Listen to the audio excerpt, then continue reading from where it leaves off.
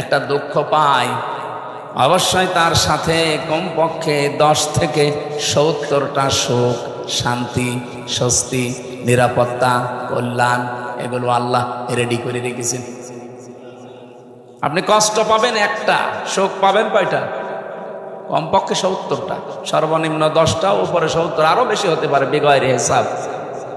তাহলে আমরা এখানে উসরুন ইসরান বলার পরেই তো অন্তত অর্থ করে ফেলতাম আলেম যারা আছে। আল্লাহ ফা দিলেন, ইন্না দিলেন, মা দিলেন, আলিফ লাম দিলেন, এত দেওয়া লাগতো না। যারা আরবি গ্রামার বালাগাত মানতে পড়ায় ফাজিল মাদ্রাসা, তারা জানে উসরুন ইসরান দিলে আমরা বুঝে ফেলতাম কেন আলিফ লাম দিয়েছে। তাফসিরে মুফাসসির বলেন, কষ্ট পেলে আপনাকে হবে না। পৃথিবীতে যদি কেউ 3টা কারণে কষ্ট পায়, এই 3টা কারণের সাথে, কষ্টের সাথে অবশ্যই আল্লাহ কমপক্ষে 10 থেকে 70টা সুখ, শান্তি দুনিয়া আখিরাতে আপনাকে দেবে। আল্লাহর ঘোষণা কি মিথ্যা হওয়ার সম্ভাবনা আছে? না। এখন আসেন তো কারণটা দেখি। 1 নম্বরে কারণ হচ্ছে আপনি যদি কষ্ট পেয়ে থাকেন আল্লাহর জন্যে, 2 নম্বরে কষ্ট পেয়ে থাকেন রাসূলুল্লাহর জন্যে, 3 নম্বরে কষ্ট পেয়ে থাকেন মানবতার জন্যে। বলে আপনি যে কষ্ট পান এই 3টা কারণে যদি পেয়ে থাকেন, আপনার শান্তি সুখ সামনে আসতেছে। একটা কষ্টে কয়টা? কমপক্ষে নিচে মানজা বিল হাসানাতি ফালাহু আশরু আমসালিয়া, 10টা, উপরে 70টা, এর উপর আরো আছে 70টা, মাঝামাঝি ধরি আমরা। আমার প্রশ্ন হচ্ছে, কষ্ট পেলেই হবে না, 3টা কারণ লাগবে। কষ্ট তো হাসিনাও পেয়েছি, বহু কষ্ট পেয়েছি। কি কান্না দেখেছেন আপনি? আমার তো ওই দিন চোখের দিকে তাকিয়ে দেখলাম, আল্লাহ, ও স্বামী মরে গেল, মনে হয় মহিলা এত কাঁদেনি। কি কন্দন, কষ্ট না পেলে এত কান্দে? এর আগেও তো দেখেছিলাম কান্নার ভান করেছে, কাঁদে না। ওনার রুমাল খালি এই যে টিস্যু এভাবে নিত, চোখে পানি নেই, এমনি এরকম করে দেখানো। এদিন রিয়েলি একেবারে সত্যি সত্যি কেঁদেছে, কষ্ট পেয়েছে, এই জন্যই কেঁদেছে। কথা বলেন ঠিক কিনা? এই কষ্টকে আল্লাহর জন্যে, রাসূলুল্লাহর জন্য, মানবতার জন্য না, একটা নেই। তাহলে ও কষ্টের পরে শোক পাবে 70টা, ওর জন্য না। আমি বোঝাতে পেরেছি? আর যেহেতু আয়াতটা রিপিট করেছেন আল্লাহ, এই জন্য দ্বিতীয়টাও শোনা লাগবে, নাকি প্রথমটা শুনে শেষ করে দেবেন?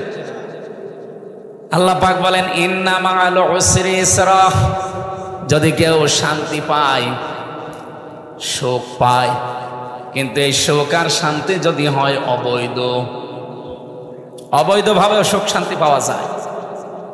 অবৈধভাবে দুনিয়ায় কেউ যদি সুখ আর শান্তি ভোগ করে, একটা সুখের কারণে কমপক্ষে 10 থেকে 70টা অশান্তি, দুঃখ, অকল্যাণ, অপদস্থ, অপমান আপনার ভাগ্যে অপেক্ষা করছে। আপনি প্রথমটা শুনলে খুব ভালো লাগছিল, পরেরটা যেন কেমন কেমন লাগছে। আপনি একটা সুখ যদি ভোগ করেন দুনিয়ায়, সুখটা যদি হয় অবৈধ, আপনি লিখে নিতে পারেন কোরআনের আয়াত, জালিকাল কিতাবু লা রাইবা ফি, কোনো সন্দেহ নেই, মাস্ট বি আপনার কপালে দুনিয়া আখিরাত মিলে 70টা অশান্তি, দুঃখ, অপমান আল্লাহ দেবেই। এখন সুখটা যদি হয় অবৈধ সুখ, এই 15.5 বছরে যারা দায়িত্বে ছিল, এরা কি বৈধ সুখ পেয়েছে না অবৈধ? কারণ আমার এই 33 বছর বয়সে 18 বছর থেকে যদি আমি ভোট দিতে আরম্ভ করতাম, 3 বার ভোট দিতে পারতাম, একবারও পারি না। কি কথা বলছেন না? আমি জানি না যে ভোট কেমন করে দেয়, শুধু শুনেছি। অথচ এটা আমার দেখার দরকার ছিল না? 3 বার তো আমার দেখার দরকার ছিল, একবারও পারি না। আমি জানি নিজে ভিকটিম। সুতরাং এই বাংলাদেশে এই 3 বারে যারা দায়িত্বে ছিলেন, আপনারা বৈধ না, অবৈধ। কি কথা বললেন না? অবৈধভাবে যারা ছিলেন, সুখ পাননি, শান্তি পাননি। কত শান্তি পেয়েছেন আপনি বলেন তো? বাবা শাহজালাল সব হালাল করে নিয়েছিলেন। যেটা হাদিস পড়েছিলাম, এই হাদিসটার দিকে তাকান। এই আপনারা গল্প করছেন কারা? এইভাবে ক্লাস করা যায়? একেবারে কানের নিচে এমন জোরে দেবে না, জেবরের মতো কথা বন্ধ হয়ে যাবে। এদিকে তাকিয়ে থাকেন। রাজশাহীবাসী عن أبي ذر رضي الله تعالى عنه قال قال النبي صلى الله عليه وسلم من ادعى ما ليس له فليس منا ওয়ালিয়াতাবাওয়া মাকআদাহু মিনান নার। মুসলিম শরীফের হাদিস। নবীজি বলেন, যেই জিনিস তোমার না ওই জিনিস যদি নিজের আয়ত্তে তুমি নিয়ে নাও, নিজে দখল করে রাখো, যেই দিন থেকে এই কাজ করবে ওই দিন থেকে তুমি আমার উম্মতের ভেতরে নেই। ঠিক বললেন, কিছু বুঝেছে? আগস্টের 5 তারিখের পর থেকে আমরা এই হাদিসটা উল্টা দিকে যেতে দেখলাম। বহু মানুষ অন্যের জিনিস যেটা তার না সে কিন্তু নিজের দখলে নিয়ে নিয়েছে। রাজশাহী হয়তো এখনো শুরু হয়নি। আপনি বলেন তো, এই হাদিস 100 ভাগ সত্য না 98 ভাগ? তাহলে যারা এই চরিত্র এখন দেখালেন আগস্টের 5 তারিখের পর থেকে পর্যন্ত, বলেন আপনার কি নবীর উম্মত দাবি করার কোনো এখতিয়ার আছে? আর ফালাইসা মিন্না, মাঝখানে ফা আছে। ফা 13টা অর্থে ব্যবহার হয়। উপরে বর্ণিত যে কথা ওটা যদি কারো ভেতরে থাকে, পরের শব্দ বলার আগে ফা দেওয়া লাগে। ফালাইসা মিন্না, আপনি আর নবীর উম্মত নেই। কত মানুষ চাঁদাবাজি করে হোক, ছিনতাই করে হোক, চুরি করে হোক, ডাকাতি করে হোক, প্রতারণা করে হোক, সুদ খেয়ে হোক, ঘুষ খেয়ে হোক, যেভাবে হোক অন্যের জিনিস যেটা আপনার না আপনি দখল করে নিয়েছেন। 1 নম্বরের শাস্তি, আপনি নবীর উম্মত ওই দিন থেকে আর নেই। এখন বাংলাদেশে আপনি হিসাব করে বলেন, নবীর উম্মত এই হিসাবে অনেকে আছে না বের হয়ে গেছে? এখানে কেউ আছেন এরকম? যদি থাকেন সম্পদ ফেরত দিয়ে দেন, নয়তো আপনি মরে গেলে আপনার জানাজা পড়ানো, কবরে দেওয়া বেকার হবে। কারণ বিসমিল্লাহি ওয়া আলা মিল্লাতি রাসূলিল্লাহ আপনার জন্য না। আপনি আল্লাহর নামের ওপরে নেই আর রাসূলের উম্মতও নেই। তাহলে আপনার জন্য আমি এই মিথ্যা কথা বলে কি করব? স্যার বেশি বলে ফেললাম। সুতরাং এইটা যারা করছেন, সম্পদ আপনি যদি ফেরত না দেয়, তে মাহফিল একদিন কেন, বছরে 50 দিন দেন, কিছুই হবে।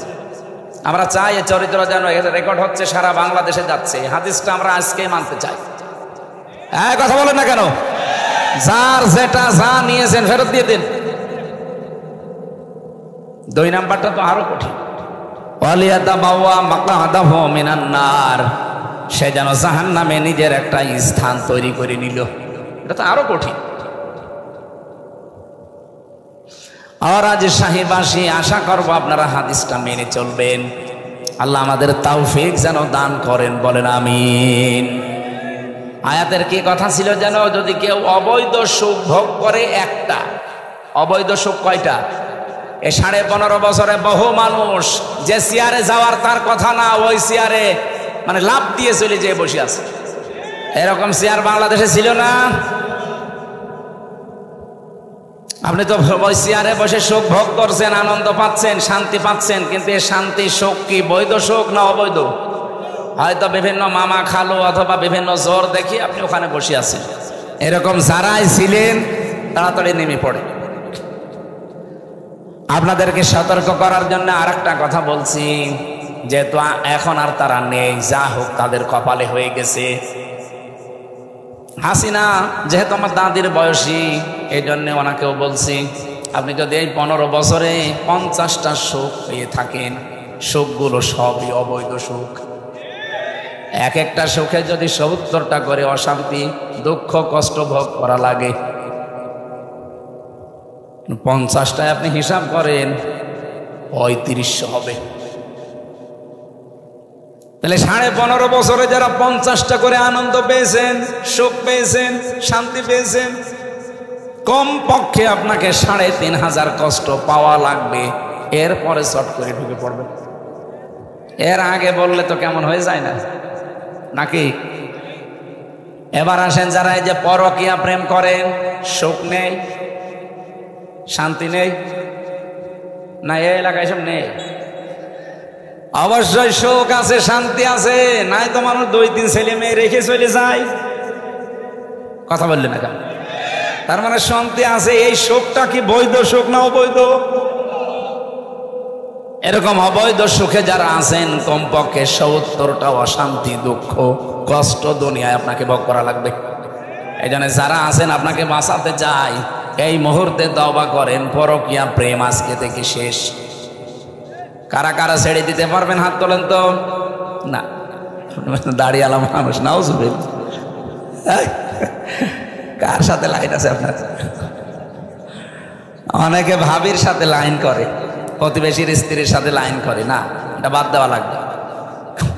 যারা আছেন যদি হাত আন্দাজে তোলেননি, আপনার মনে হয় কিছু আছে। যদি কিছু থাকে এক্ষুনি মোবাইল নাম্বার ডিলিট করে দিন, আর আস্তাগফিরুল্লাহ পড়ে জীবনের মতো তওবা করে ফিরে আসেন। অবৈধ সুখ আপনি ভোগ করলেই মাস্ট বি আপনাকে দুনিয়াতে অশান্তি ভোগ করা লাগবে। কয়টা? 70টা। একটায় 70টা। তাহলে 50টা অবৈধ সুখ ভোগ করে থাকেন, আপনি হিসাব করে বলেন আপনি কি পাবেন। যেহেতু ওনারা অবৈধ সুখ ভোগ করেছে, আগামীতে কেউ যেন অবৈধ সুখ আর ভোগ করতে না পারে। এই জন্যই বারবার সারা দেশে বলছি, নির্বাচন আমরাও চাই, কিন্তু এদের মাধ্যমে না। এই 1628 জন যারা দায়িত্বে ছিল, এই ডিসি, এই এসপি, এই টিওনো, এই ওসি, তারাই আছে, খালি চেয়ার পাল্টিয়েছে। রাজশাহীর ডিসি গেছে কুষ্টিয়ায়, কুষ্টিয়ারটা কুমিল্লায়, কুমিল্লারটা কক্সবাজার। এই মাল তো সব একই আছে। যেহেতু এদেরকে দিয়েই করানো লাগবে সামনে, যদি এদেরকে আপনি না পাল্টিয়ে আবার এদের আন্ডারেই দিয়ে দেন, কি হবে? 15 বছরে যা হয়েছে, দিনের ভোট আবার রাতে হয়ে যাবে। দিনের ভোট রাতে হলে যারা আসবে ওরা কি বৈধ না অবৈধ? আরো জোরে বলেন। অবৈধ মানুষকে আপনারা সামনে যদি দিয়েও দেন, আর সে যদি যায়ও, ও সুখ শান্তি পাবে না, সব হালাল করে নেবে তখন। যে সুখ শান্তি যেহেতু বৈধ না, আর অবৈধ সুখ আপনি ভোগ করতে চাইলেও আপনাকে আমি করতে দেব না, কারণ আমি আপনার হিতাকাঙ্ক্ষী। আপনি একটা সুখ পাবেন অবৈধ, অশান্তি দুনিয়ায় পাবেন কয়টা? তা আপনাকে আমি ঠেলিয়ে দেবো কোন কারণে? আপনাকে আমি বাঁচাতে চাচ্ছি এই কারণেই। এরপরে যদি কেউ এখন অবৈধ চিন্তা ভাবনা করেন, যান, আপনার কপালের উপরে ছেড়ে দিলাম। এ পৃথিবীতে ন্যায়সঙ্গত কথা আছে সব কোরআনে। ন্যায়সঙ্গত কথার বাইরে কোনো কথা আমার আল্লাহ কোরআনে দেননি। ওয়াতাম্মাত কালিমাতু রাব্বিকা সিদকাও ওয়া আদলা লা মুবাদদিলা লিকালিমাতিহি ওয়া হুয়াস সামিউল আলিম। সূরা আনামের 115 নম্বর আয়াতে আল্লাহ বলেন, আমার এই কোরআন আমি 3টা জিনিস দিয়ে পরিপূর্ণ করে দিয়েছি। 1 নম্বরে যত কথা কোরআনে আছে সব সত্য কথা। 2 নম্বরে যত কথা আছে সব ভারসাম্যপূর্ণ, ন্যায় ইনসাফ দিয়ে পরিপূর্ণ। 3 নম্বরে কিয়ামত পর্যন্ত আমার কথা কোনোদিন পরিবর্তন হবে। আল্লাহ 3টা জিনিস দিয়ে পরিপূর্ণ করে দিলেন। 15.5 বছরে এত বড় ফ্যাসিস্ট, এত বড় স্বৈরাচার আপনি কি শুধু নাম শুনেছেন, বাস্তবতা বোঝেন? আপনি এখনই ইন্টারনেটে সার্চ দেন, তাম দুনিয়ায় 6 জন ঘৃণিত মানুষের নাম ভেসে আসবে। শুধু আমরাই খারাপ বলি তা না ভাই, উনি আয়না ঘর বানিয়েছে এই জন্য আমরা খারাপ বলছি তা না। তাম দুনিয়া 6 জন মানুষকে ঘৃণা করে। 1 নম্বরে নেতানিয়াহু, 2 নম্বরে মোদি, 3 নম্বরে আমাদের এই পালানোটা। ওনার নাম নিতে আমার কেমন যেন এখন লাগে, আর নাম নিতে চাই। দাদির বয়সে এই জন্য মাঝে মাঝে চলে আসে। এই মানুষগুলোকে এমনিতেই নিকৃষ্ট আমরা বলি নাই। মাইক্রোসফট আপনি রিপোর্ট দেখেন, খ্রিস্টানরা বানিয়েছে রিপোর্টটা। তাম পৃথিবীতে 257টা রাষ্ট্র যারাই দায়িত্বে আছে রাষ্ট্রের, তাদের নিয়ে তালিকা বানিয়েছে। সব চাইতে নিকৃষ্ট তাম দুনিয়া যাদেরকে ঘৃণা করে, আল্লাহও ঘৃণা করে। 1 নম্বরে নেতানিয়াহু। এই শয়তানের ভুল সিদ্ধান্তের কারণে আজ ইসরায়েল দাবানলে পুড়ে ধ্বংস হয়ে যাচ্ছে। জেরুজালেমের রাস্তা পর্যন্ত 3 দিন বন্ধ হয়ে গেছে। ওদের উন্নত মেশিন ছিল 108টা। যত উন্নত প্রযুক্তি পৃথিবীতে ইসরায়েলের আছে, দুনিয়ায় আর কারণে ওর পরে আছে আমেরিকার। এত উন্নত প্রযুক্তির মেশিনগুলো ব্যবহার করছে শুধু পানি দিয়ে না, অন্যান্য ঔষধ ছিটিয়ে। কিন্তু যত পানি ঢালে ঔষধ দেয় তত আগুন আরো জোরে। কারণ আগুন তো হামজা জ্বালায়নি, কে জ্বালিয়েছে? আজকে ওদের একেবারে মেন শহরে আগুন চলে এসেছে অলরেডি, যে 6টার খবর। ন্যায় ইনসাফপূর্ণ বিষয়গুলো যদি কেউ হাত দেয়, যেখানে সত্যি ন্যায় পরায়ণতা থাকার কথা, ওইটা যদি কেউ উল্টিয়ে ফেলে, তখন আমার আল্লাহ সিস্টেম পরিবর্তন করে দেয়। এখন বসবাসের অযোগ্য হয়ে যাবে। কিছুদিন আগে যে ইসরায়েলের সন্ত্রাসীদের ভয়ে ফিলিস্তিনের নিরীহ মানুষগুলো পালিয়ে যাচ্ছিল, এখন আমার আল্লাহ তাদেরকে নিজের এলাকা থেকে পালাতে বাধ্য করছে। সিস্টেম পাল্টিয়ে ফেললে এটাই হবে। আজকে গোবিন্দ পরামানিক যে সন্ধ্যা 6টার সময় লাইভ করেছে, আপনারা কেউ দেখেছেন কিনা আমি নিজে দেখছিলাম। লোকটা তামাম দুনিয়ার হিন্দুদেরকে আহ্বান জানাচ্ছে, এই মাতাল মোদিকে থামান। এটা মাতাল অলরেডি দাঙ্গা বাঁধিয়ে দিয়েছে। আপনি মনে করছেন দাঙ্গাটা শুধুমাত্র গুজরাটে থাকবে? না, দেখেন এই বাতাস বাংলাদেশে আসলো বলে। কারণ ওদের সাথে একটা দেশের বর্ডারের কোনো মিল নেই। কয়েকদিন আগে মালদ্বীপ, শ্রীলঙ্কার সবগুলোই হোসাইন ভাই ঘুরে আসলো। ওদের সাথে মালদ্বীপের মিল নেই, শ্রীলঙ্কার মিল নেই, ভুটানের মিল নেই, পাকিস্তানের তো নেই। ওদিকে আফগানিস্তানের একটা বর্ডার আছে, ওইটার সাথেও মিল নেই। মায়ানমারের সাথে মিল নেই, চীনের সাথে মিল নেই। আমাদের সাথে মিল ছিল, বুবো ছিল, বুবো নেই, মিল নেই।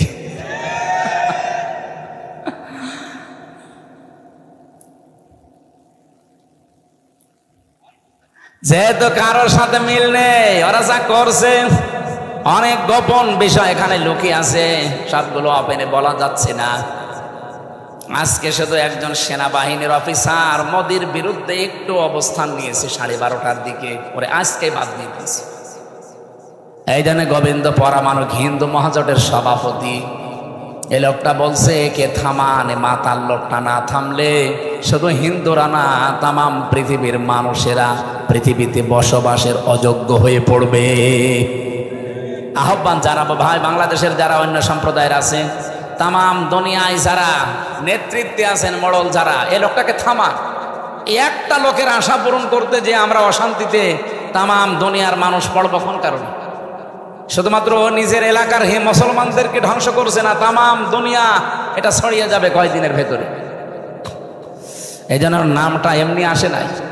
ও যে সিদ্ধান্ত নিতে যাচ্ছে মুসলিমদের ওয়াকফ আইনগুলো, আমার বাপ দাদারা ওয়াকফ করে মসজিদ, মাদ্রাসা, খানকা, গোরস্থান এগুলোর জন্য দিয়েছে জমি, আর এগুলো এই আইনগুলো এখন পাল্টিয়ে অবৈধভাবে বিল তৈরি করে সব জমি জায়গাগুলো ভেঙে চুরমার করে দিচ্ছে মসজিদ। আজকে একটা মসজিদ ভেঙেছে। শয়তানরা সত্য কথা বলে যদি কাজ করতো তাও তো মানে নিতাম। 500 বছর আগে এখানে মন্দির ছিল। পৃথিবীর মানুষেরা মাটির নিচে কেউ তেল পায়, গ্যাস পায়, সোনা পায়, রূপা পায়, আর শয়তানরা শুধু মাটির নিচে মন্দির পায়। তাও যেখানে সেখানে পায় না, শুধু মসজিদের নিচে পায়। এটাতে পোড়াটা ওর ষড়যন্ত্র, দুর্বিসন্ধি তামাম দুনিয়া এখন বুঝে ফেলছে, হিন্দুরা পর্যন্ত বুঝে ফেলেছে। গোবিন্দ পরামানিক একজন হিন্দু না? এক কথা বলছে না কেন? পিনাকি ভট্টাচার্য হিন্দু না? এই মানুষগুলো যদি ওকে থামাতে বলে, মুসলমানে এখন অনেক মুসলমানের পক্ষে কথা বলে। আমার মনে হয় বহু দোয়াও করছে যে আল্লাহ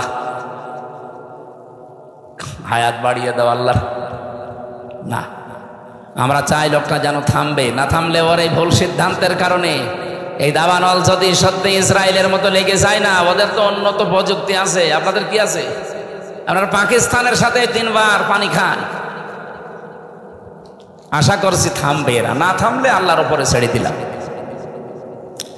আমার ভাইরা, যে কথা আমি তুলেছিলাম, যে জিনিস তাদের ছিল না জোর করে আজ তারা দখল করে নিচ্ছে। 1 নাম্বারটা নাই বললাম যে তারা নবীর উম্মত না, এটা তাদের দরকার নেই। কিন্তু 2 নাম্বার, ওয়ালিয়াতাবাওয়া মাকআদাহু মিনান নার, সে যেন জাহান্নামে নিজের একটা স্থান তৈরি করে নিল, এটা তো তাদের জন্য হবে। সুতরাং পৃথিবীতে যারা দখলদার, যারা সাদাবাজ, যারা ছিনতাইকারী, অন্যের জিনিস যারা দখল করে নিচ্ছেন, আল্লাহর কসম করে বলছি আপনি জাহান্নামের অধিবাসী। বলেন নাউজুবিল্লাহ। আমাদের ভেতরে যেন এই চরিত্র না আসে। কথা বোঝা গেছে তো? রাসূলুল্লাহকে আল্লাহ রাব্বুল আলামিন তিনটা যে উদ্দেশ্য নিয়ে পাঠিয়েছিলেন, তার মিশন এবং ভিশন ছিল তিনটা। তার সর্বপ্রথম মিশন ছিল তাওহীদ প্রতিষ্ঠা করা। আমি যে কথা বলেছিলাম প্রথমে খুতবা দিতে গিয়ে, আনাশাহ শাহাদাতাম মুসিলাতান ইলাল জিনান, আমরা সাক্ষ্য দিচ্ছি আল্লাহ ছাড়া কোনো ইলাহ নেই। এই সাক্ষ্য যদি কেউ দিতে পারে, এই সাক্ষ্যটা তার জিনান জান্নাত পর্যন্ত পৌঁছিয়ে দেবে। বলেন সুবহানাল্লাহ। নবীজিকে আল্লাহ যেহেতু প্রথম উদ্দেশ্য দিলেন, তিনি তাওহীদ প্রতিষ্ঠা করবেন। এই তাওহীদ পৃথিবীতে প্রতিষ্ঠা করার জন্যে এখন আমরা যারা 210 কোটি মুসলিম আছি, আমাদের 1 নাম্বার কাজ হবে ঐক্যবদ্ধ হওয়া। এই যে সারা বাংলাদেশে একই আওয়াজ এখন চলছে যে ঐক্য হন, সবাই ঐক্য হন। কি এটা কিভাবে হওয়া লাগে? এতে যে বিভিন্ন ধর্মের মানুষ আমরা আছি, তাম পৃথিবীতে প্রায় 4,500 ধর্মের মানুষ বাস করে। আমাদের এই দেশেও প্রায় 9টা জাতি আমরা বাস করছি। আমরা যারা আছি অন্তত দল মত জাতি বর্ণ ধর্ম নির্বিশেষে 3টা বিষয়ে এক হওয়া লাগবে। সূরা আলে ইমরান 3 নাম্বার পারা, এটা মনে হয় 17 নাম্বার পৃষ্ঠা, 1ম নাম্বার লাইনের 64 নাম্বার আয়াতে আছে, কুলিয়া আহলাল কিতাবি তাআলাউ ইলা কালিমাতিন সাওয়াইম বাইনানা ওয়া বাইনাকুম আল্লা না'বুদা ইল্লাল্লাহ ওয়া লা নুশরিকা বিহি শাইআ وَيَتَّخِذَ بَعْضُنَا بَعْضًا أَرْبَابًا مِّن دُونِ اللَّهِ فَإِن تَوَلَّوْا فَقُولُوا اشْهَدُوا بِأَنَّا مُسْلِمُونَ। এটা রেকর্ড হচ্ছে, সারা দুনিয়া এখন এই লাইভগুলো দেখছে। বাংলাদেশের মানুষদেরকে আমরা আহ্বান জানাচ্ছি, অন্য দেশটা বাদই দিলাম, এ দেশটা একটা সুযোগ যখন এসেছে, নবীজির মিশন আর ভিশন 1ম নাম্বারে তাওহীদ প্রতিষ্ঠা। এটা করার জন্য যেহেতু ঐক্য লাগবে, 3টা বিষয়ে যদি আমরা একমত হতে পারি তাহলে ঐক্য হওয়া সম্ভব। নবীজিকে আল্লাহ বলেছিলেন, নবী আপনি ডাকেন আহলে কিতাবের অধিকারী যারা, তাদেরকে বলেন আসো আমরা এই 3টা জিনিসে এক জায়গায় হই। 1 নাম্বারে আল্লাহ না'বুদা ইল্লাল্লাহ, আল্লাহ বাদে আমরা কারো ইবাদত করব না। আজ বাংলাদেশে মতের ভিন্নতা থাকতে পারে, মুসলমানদের ভেতরে বলছি 92% মুসলমান আমরা, অন্য জাতিকে বাদ দিলাম, শুধু মুসলমান আমরা যারা আছি তাদেরকে বলছি আমরা যদি সত্যি তাওহীদ প্রতিষ্ঠায় নবীর এই পয়লা মিশন আর ভিশনে এক হতে পারি, আমাদের এই 3টা বিষয় কিন্তু এক জায়গায় হওয়াই লাগবে, ঐক্যমতে আসা লাগবে। আমরা আল্লাহ বাদে কারো ইবাদত করব। অনেকেই দেখছি আল্লাহ বাদে অন্যের ইবাদত করছে। ইবাদতের যে মিনিং গুলো আমরা পাই, আল্লাহর দেওয়া হুকুম তরিকা লাগবে রাসূলুল্লাহর। আপনি আমি একটা জিনিস মনে করছি খুব ভালো, আন্দাজে করলে ওটা ইবাদত হবে না। আমি নাম ধরছি আজকে, যা হয় হোক, এই যে আমার তাহেরি ভাই, উনি ইবাদত করছে, জিকিরকে উনি ইবাদত হিসাবে নিয়েছে, কিন্তু যে জিকির গুলো করে ওটাকে ইবাদতের জিকির। এই যে ইয়ালি বাবা, শাহ আলী বাবা, কেল্লা বাবা, ফতে বাবা, নূর আলী বাবা, কিসের বাবা? আপনি জিকির করলে আলেমদের জিজ্ঞাসা করেন সুবহানাল্লাহ, আলহামদুলিল্লাহ, লা ইলাহা ইল্লাল্লাহ, আল্লাহু আকবার, এর বাইরে কোনো শব্দ জিকিরের থাকলে বলেন আমি করব। বাংলাদেশে 48,000 দরবার, আমি 3 দিন আগে গিয়েছিলাম চরমনায়ের পীরের দরবারে, পুরাটা ঘুরে দেখলাম। যদি আমি এর আগেও বহুবার গিয়েছি, ওখানে ছিলামও কিছুদিন। সরসিনার দরবারে ঘুরলাম প্রায় 2.5 ঘন্টা ধরে, এনএস কামিল মাদ্রাসা চালুকাটি ঘুরলাম প্রায় 2 ঘন্টা ধরে। চট্টগ্রামের বায়তুল শরফে ঘুরেছি, সারাদিন ছিলাম। 8 গিয়েছিলাম ফরিদপুরে, 3 বার গেলাম ওখানে। এই যে এই সমস্ত জায়গাগুলো আমি দেখে বলছি আপনারা জিকির, সব জায়গা থেকে আওয়াজ আসে জিকির কিসে বলেন বলেন। যেহেতু জিকির একটা ইবাদত, আমি চরমনায় বলেন, সরসিনা বলেন, বায়তুল শরফ বলেন, 8 বলেন, দেওয়ানবাগি বলেন, না আমি নিষেধ করছি না। কিন্তু জিকির আপনাকে করা লাগবে 4টা শব্দ দিয়ে। যদি এই 4টা শব্দের বাইরে আপনি জিকির করেন তাহলে ওটা জিকির না। হয়তো তাহিরি ভাই যেটা করে এটা জিকির না, ওটা ওনার ফিকির। হ্যাঁ, কথা বলুন। এমনকি আল্লাহর কালেমাকে আপনি খণ্ডিত আকারে জিকির করতে পারবেন না, কোনো পারমিশন নেই। তাম্মাত কালিমাতু রাব্বিকা সিদকা ওয়া আদলা। আল্লাহ বলেন আমার কালামগুলো, আমার কালেমা, আমার যে কথা, এগুলো কিন্তু সত্য। 2 নাম্বার, এটা একেবারে ইনসাফ দিয়ে পরিপূর্ণ। আপনি যদি শুধু সুবহান সুবহান সুবহান বলেন, জিকির হবে না। কি কথা বলছেন এখানে? এমনকি যদি কেউ বলেন আকবার আকবার আকবার, জিকির হবে। আল্লাহু আকবার বলা লাগবে, সুবহান আল্লাহ বলা লাগবে, আলহামদ আলহামদ বলবেন, জিকির হবে না। আলহামদুলিল্লাহ বলা লাগবে। লাইলা লাইলা লাইলা বলবেন, হবে না। লা ইলাহা ইল্লাল্লাহ বলা লাগবে। দলিল হচ্ছে সূরা মুহাম্মদ 26 নম্বর পারা 8 নম্বর পৃষ্ঠার 1ম নম্বর লাইনে দেখবেন, ফাআলাম আন্নাহু লা ইলাহা ইল্লাল্লাহ। কেন না আল্লাহ বলতে বাধ্য না যে লা ইলাহা লা ইলাহা বলতে বাধ্য না? আল্লাহ কেন পুরা কালেমা বললেন? জেনে রাখো, ফাআলাম আন্নাহু লা ইলাহা ইল্লাল্লাহ। যত পীর সাহেব আছেন, যত আল্লাহর বুজুর্গ বান্দা দাবি করেন, ইসলাম মন মতো বানিয়ে নেবেন না। কিছু মানুষ এখন আওয়াজ তুলছে, অনেক চরমনায় সরসিনায় বাইতুল পীরের কাছে গেছে ভুল ধরার জন্য। আল্লাহর কসম না, যেখানে 4টা শব্দের বাইরে জিকির আছে, আল্লাহর কসম এটা জিকির আল্লাহর হচ্ছে না, অন্য কারো হচ্ছে। আপনি জিকির করবেন এই 4টা শব্দ দিয়ে। যে দরবারে আছেন জিকির শেখার জন্য, সেখানে যাবেন। আমার কথা বোঝা যাচ্ছে? আমরা আল্লাহ বাদে আর কারো ইবাদত এখানে করতে চাই না। এদেশে যে যে দলে আছেন, মতে আছেন, হয়তো মত পার্থক্য আমাদের থাকবে, কিন্তু এই জায়গায় এক হওয়া লাগবে যে আল্লাহ বাদে আমরা কারো ইবাদত করব না। 2 নম্বরে ওয়ালা নুশরিকা বিহি শাইআ, আল্লাহর সাথে অন্য কাউকে আমরা শিরিক করব না। এই যে আজকে নারী কমিশন 328 পৃষ্ঠার যে বই পুরাটা পড়লাম আমি কয়েকদিন ধরে, এখানে আমি 13টা পয়েন্টে দাগ দিয়েছি, প্রত্যেকটা কোরআনের বিরুদ্ধে। তারা 3 নম্বর পয়েন্টে লিখেছে যে দেহ আমার, সিদ্ধান্ত আমার। এটা পড়া কোরআন শরীফের একেবারে ডাইরেক্ট বিরুদ্ধাচরণ। সূরা আরাফের 54 নম্বর আয়াত আপনি খোলেন, ফাআলাম আন্নাহু লা ইলাহা ইল্লাল্লাহ। আল্লাহ পাক বলেন আলা লাহুল খালক ওয়াল আমরু, সৃষ্টিদার, সিদ্ধান্ত তার।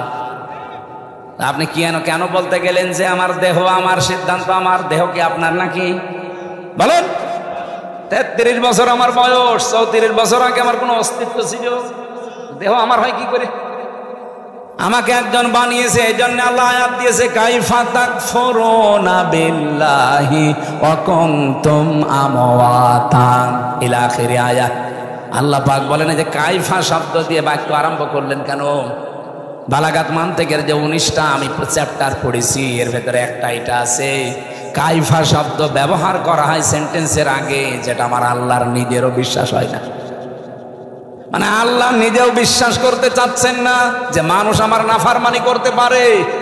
এই জন্য কাইফা দিয়ে আরম্ভ করলেন, কাইফা তাকফুরুনা বিল্লাহি ওয়া কুনতুম আমওয়াতান।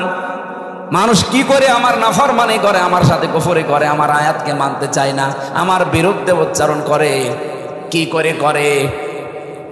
ফাআহকুমতুম আমওয়াতান, অথচ অমৃত ছিল।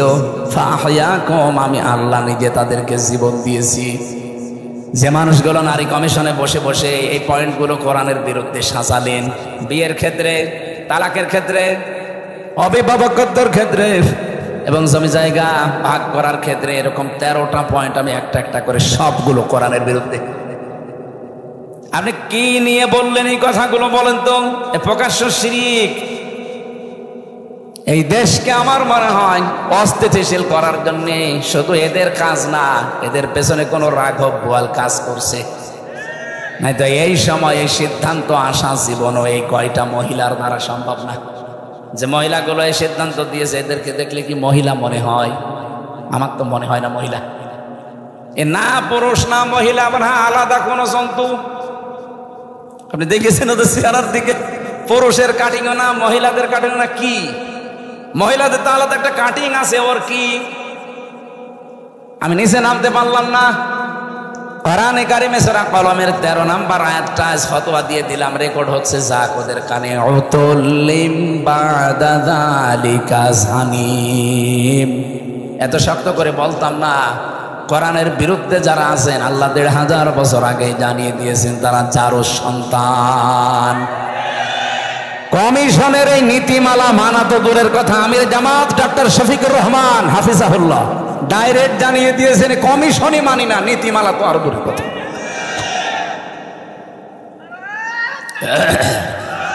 ঠিক আছে, ঠিক আছে, অত জোশ দরকার নেই। এখন যারা দায়িত্বে আছেন আমরা আশা করব কারো চক্রান্তে পা দেবেন না। আগস্ট কিন্তু শেষ হয়ে যায়নি, সামনে আবার 2 মাস পরে আসতেছে। আবার যদি 36শে জুলাই তৈরি করা লাগে, এত বড় শিকড় যদি কেটে ফেলা যায়, আপনাদের তো এখনো শিকড়ই তৈরি হয়। কারা করাচ্ছে এগুলো আমরা জানি। কারো ফাঁদে পা দিয়ে দেশটা অন্তত বসবাসের অযোগ্য করে তুলবেন না। এদেশে আমরা আর যাই করি, আল্লাহ রসুল এই 2 ক্ষেত্রে কিন্তু আমাদের কোনো মত পার্থক্য নেই। হয়তো কিছু সিদ্ধান্তে আমরা এদিক ওদিক যেতে পারি, মত পার্থক্য, কিন্তু এই 2 জায়গায় কিছু হলেই তখন আর কে আওয়ামী লীগ, কে বিএনপি, কে জাতীয় পার্টি, কে জামাত, ওটা নেই। আমরা আশা করবো আমাদের ভাষারা আপনারা বুঝবেন। আল্লাহর সাথে শিরিক হবে না, যারা করবে না তাদের সাথে ঐক্য করা। 3 নম্বরে ওয়ালা ইয়াত্তাখিযা বা'দুনা বা'দান আরবাবাম মিন দুনিল্লাহ, আল্লাহ বাদে অভিভাবক হিসাবে আমরা কাউকে মানি না। এই 3টা জায়গায় যারা এক, তাদের সাথে ঐক্য করা যায় যাচ্ছে, আর ঐক্যর নিয়মই এইটা। ফাইন তাওয়াল্লাউ ফাকুলু শাহাদু বিআন্না মুসলিমুন, বলে দেন। এরপরও যদি কেউ মুখ ফিরিয়ে চলে যায়, তারা যেন জেনে রাখে যে আমি মুসলমান, আমি কি। সুতরাং এদেশে আমরা 92 ভাগ যারা মুসলমান দাবি করছি, 92 ভাগ লাগবে না, শুধুমাত্র যদি 51 ভাগও মুসলমান আমরা টিকে থাকতে পারি এই 3টা বিষয়ের উপরে, আল্লাহর কসম এদেশের সামনে ইসলাম সংসদে চলে যাবে। 2 নম্বরে রসুলের ভীষণ আর মিশন ছিল, উনি মানব অধিকার প্রতিষ্ঠা করেছিলেন। এটা করার জন্য কয়েকটা পদ্ধতি উনি হাতে নিয়েছিলেন। সূরা নিসা 58 নম্বর আয়াতটা পড়বেন। আমার যেহেতু আয়াতগুলো আলোচনার বিষয় না, আমার একটা আলোচনার সামনে বিষয় আছে, সময় তো অনেক হয়ে যাচ্ছে, এই জন্য আমি আয়াতটা শুধু বলে একটা তথ্যটা বলে শেষ করে দেই। ইন্নাল্লাহা ইয়া'মুরুকুম আন তু'আদ্দুল আমানাতি ইলা আহলিহা ওয়া ইযা হাকামতুম বাইনান নাস আন তাহকুমু বিল আদলি। যখন মানুষের মাঝে বিচার করবা তখন ন্যায় বিচার করবা, আর এটা করার জন্য আগের আয়াতটা মানা লাগবে। অবশ্যই আল্লাহর নির্দেশ তোমাদের সবার উপরে কম আছে, সবার উপরে তিনি নির্দেশ দিচ্ছেন। ইয়া'মুরু যেহেতু মজারে, বর্তমান ভবিষ্যৎ, প্রেজেন্ট ফিউচার, যখন নাজিল হয়েছে ওই সময় থেকে ভবিষ্যৎ বলতে কিয়ামত পর্যন্ত যারাই আমরা আসবো দুনিয়ায়, তাদের প্রতি আল্লাহর নির্দেশ আমাদের যাবতীয় আমানত যেন আমরা প্রাপকের কাছে পৌঁছিয়ে দিই। এখানে আমানাত মানে ভোট। আপনি তাফসিরে মারিফুল কোরআন নিয়ে আসেন, 9টা পয়েন্ট ওখানে লেখা আছে, ভয়কার ট লেখা আছে। সুতরাং আগামী সময় যেহেতু আল্লাহ একটা তৈরি করে দিয়েছেন মানবাধিকার প্রতিষ্ঠার জন্য, এখন জরুরি যারাই দাঁড়াবে ভোটে, আমরা ভোট দেব এমন মানুষকে যার দ্বারা আল্লাহর কাজ হবে, রাসূলুল্লাহর কাজ হবে, মানবতার কাজ হবে।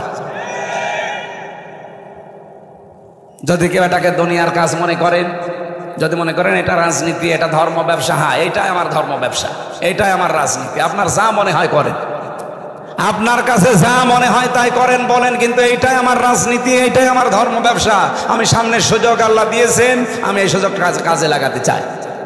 আমরা মানবাধিকার প্রতিষ্ঠা, এটা রসুলের মিশন আর ভীষণ। আমরা উম্মত দাবি করে যদি এই প্রতিষ্ঠা করতে না পারি, 54 বছর তো বিভিন্ন জিনিস দেখেছি, মানবাধিকার প্রতিষ্ঠা হয়েছে না, হয়নি, কোনো মানুষের অধিকার নেই। 3 নম্বরে রাসূলুল্লাহর কাজ ছিল, আমি খুতবায় যেটা বলেছিলাম, আল মাবউসু ফিনা বিল হুদা ওয়া দীনিল হাক্কি লিইয়ুযহিরাহু আলাল আদিয়ান। তাকে আল্লাহ পাঠিয়েছিলেন হয় 14 দিন দিয়ে হেদায়েত সহকারে। কি করতে পাঠালেন? লিইয়ুযহিরাহু আলাল আদিয়ান। এজহার মানে শুধুমাত্র ওই নুন সাকিন মিম সাকিনের এজহার না, এখানে এজহার মানে বিজয় করা। আলাল আদিয়ান, যত দিন আছে দুনিয়ায় সমস্ত দিনের উপরে রাসূলের মিশন আর ভিশন। এই 3 নম্বরে, এটা আমাদের জীবন, এটা যেন 1 নাম্বার কাজ আমরা বানিয়ে নেই। সুতরাং আমাদের এখন থেকে কাজই হবে এটা, আল্লাহর জমিনে আল্লাহর দিনকে প্রতিষ্ঠা করা, দাঁড় করানো। যদি দাঁড় করাতে আমরা না পারি, যতটুকু দিন আছে এইটাই প্রতিষ্ঠা করে রাখা, টিকিয়ে রাখার চেষ্টা করা। আমার কথা বোঝা গেছে? দিন যতদিন আমরা কায়েম করতে এই দেশে না পারি, যতটুকু দিন বাংলাদেশে আছে, দিন নেই দেশে 5 ওয়াক্ত নামাজ পড়া, এটা দিন না? এই যে বিবাহ শাদী ইসলামের কায়দায় হয়, এটা দিন না? অন্তত যতটুকু আছে এই দিনটা যেন অন্তত টিকে থাকে, এটা যেন আবার হারিয়ে না যায়। শারা'a লাকুম মিনাদ-দীনি মা ওয়াসসা বিহি নূহা, আল্লাহ পাক বলেন আমি নির্ধারিত করে দিয়েছি। ওয়াসসা শব্দের শাব্দিক অর্থ শুধু ওসিয়ত করা না, কঠিন ভাবে শক্তভাবে নির্দেশ দেওয়ার নাম ওয়াসসা। আল্লাহ বলেন আমি নির্দেশ দিয়েছি নূহ আলাইহিস সালামকে, ওমা ওয়াসাইনা বিহি ইব্রাহিমা ওয়া মূসা ওয়া ঈসা ওয়া আওহাইনা ইলাইকা, হে নবী আপনার প্রতিও আমি একই ওহী করছি, একই নির্দেশ নাযিল করছি। যেমনটা ইব্রাহিমকে, মূসাকে, ঈসাকে আমি করেছিলাম আনাকিমুদ্দিন, আমার দিন কায়েম করো। এখন দিন কি? দিনের পারিভাষিক অর্থ আমি পেয়েছি 4টা। পড়া কোরআন শরীফ থেকে আমি পুরাটা পড়ে পড়ে একটা একটা করে প্রায় 11টা আমি দিনের বের করেছি। এগুলো পুরাটা যদি আমরা ব্যক্তি, পরিবার, সমাজ আর রাষ্ট্রে কায়েম করতে পারি, তাহলে এই আয়াতের হক আদায় হবে। আল্লাহ পাক বলেন আকিমুদ্দিন ওয়ালা তাতাফাররাকু ফি, পৃথিবীতে দিন কায়েম করবা, এখানে কোনো মত পার্থক্য করবা না। বাংলার মানুষেরা মত পার্থক্য মসলা মাসাইল নিয়ে করে থাকেন, করেন, কারণ দিন আর শরীয়ত এক না।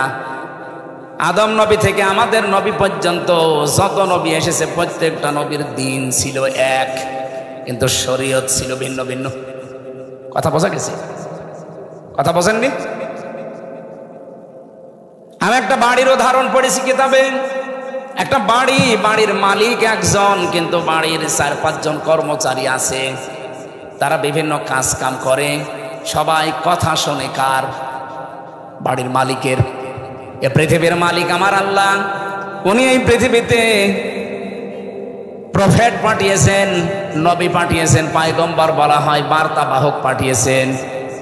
সবাই ওনার কথা মতো চলবে, কিন্তু এক একজনকে আল্লাহ এক একটা নির্দেশ দিয়েছেন। মুসা আলাইহিস সালামের জামানায় যে শরীয়ত ছিল ওটা আমাদের নবীর সময় ছিল না। হযরত ঈসা নবীর জামানায় যে শরীয়ত ছিল ওটা আমাদের সময় নেই। হযরত ইব্রাহিম নবীর জামানায় যে শরীয়ত ছিল ওটা আমাদের জামানায় নেই। আবার আমাদের জামানায় যেটা আছে ওটা অন্য নবীর সময় ছিল না, আদম নবীর। সিস্টেমটা আলাদা ছিল, বিধানে কোরবানি আদম নবীর জামানায় ছিল। চাটিয়াল ময়দানে পশু জবাই করে রেখে আসতো, যারটা হালাল আকাশ থেকে আগুনের ঝলক এসে পুড়িয়ে ফেলতো। আমার মাঝে মাঝে মনে হয় সূরা মায়েদারের 27 নম্বর আয়াতটা পড়ার পর যদি বাংলাদেশে এই শরীয়ত আল্লাহ দিয়ে দিত যে আদমের শরীয়ত তোদের উপরও আছে, এদেশে কত মানুষ যে কোরবানি দিতে গিয়ে ধরা খাইতো আল্লাহ ভালো জানে। কারণ 2 নম্বর টাকা দিয়ে গরু ছাগল কিনে সেই রেখে আসতো চাটিয়াল ময়দানে, আকাশ থেকে আগুন আসতো না, তখন মানুষ বুঝতো যেটা 2 নম্বর। আল্লাহ বাঁচিয়েছেন। এখানে দিন কিন্তু এক, শরীয়ত আলাদা। এক এক নবীর সময় এক একটা। মুসা নবীর সময় শরীয়ত ছিল বিবাহিত হোক অবিবাহিত হোক, যদি জেনা করে তাকে মেরে ফেলতে হবে।